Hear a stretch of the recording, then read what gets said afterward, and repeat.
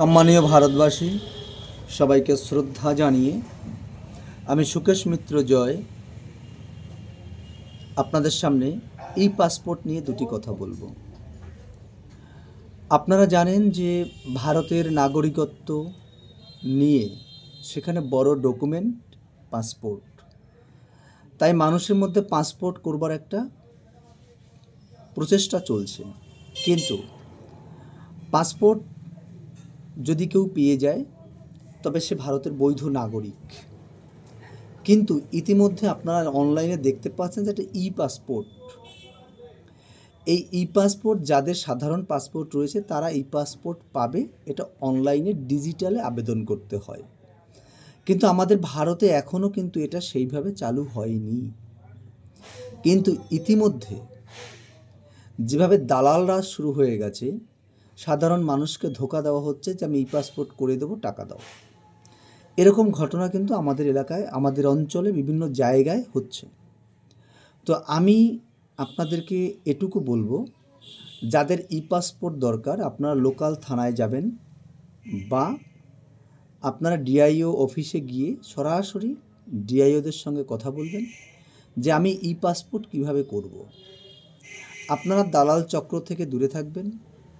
মনে রাখবেন, সত্য সত্যই। আপনারা দালাল চক্রে বা দালালদের খপ্পরে পড়ে টাকা পয়সা নষ্ট করতে যাবেন না।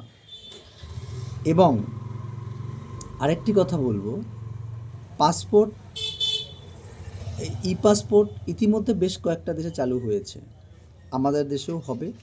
এবং যখন চালু হবে সবাই আমরা ই পাসপোর্ট পাবো। কিন্তু যতদিন আমরা ই পাসপোর্ট না পাচ্ছি, সেটা নিয়ে ভাবনা চিন্তার তেমন দরকার নেই। এবার অনেকের পাসপোর্ট রয়েছে, তারা ভয় পাচ্ছেন যে আমারটা তো ই পাসপোর্ট না, তবে কি এর নাগরিকত্ব, আমি নাগরিক নই।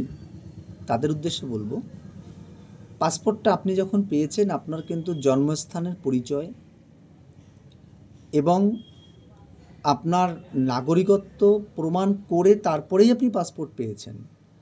আপনি পাসপোর্টের আবেদন করবার পরে আপনার বাড়িতে কিন্তু ইনকোয়ারি গিয়েছে, আপনি কিন্তু সরাসরি ডিআইও অফিসে গিয়েও ইনকোয়ারি করেছেন এবং তারা ইনকোয়ারি করে তারপরেই আপনি পাসপোর্ট পেয়েছেন। এত সোজা নয়, একটা পাসপোর্ট পাওয়া অনেক বিরাট ব্যাপার। কাজেই আপনারা অযথা ঘাবড়াবেন না, ভয় পাবেন না। আপনারা ভারতীয় মানুষ, আপনি পাসপোর্ট হোল্ডার, আপনাদের ভয়ের কোনো কারণ নেই। ই পাসপোর্ট নিয়ে অযথা হয়রানি হবেন না, দালাল চক্র থেকে দূরে থাকবেন, এই প্রত্যাশা রাখছি। জয় হরিচাঁদ, জয় গুরুচাঁদ।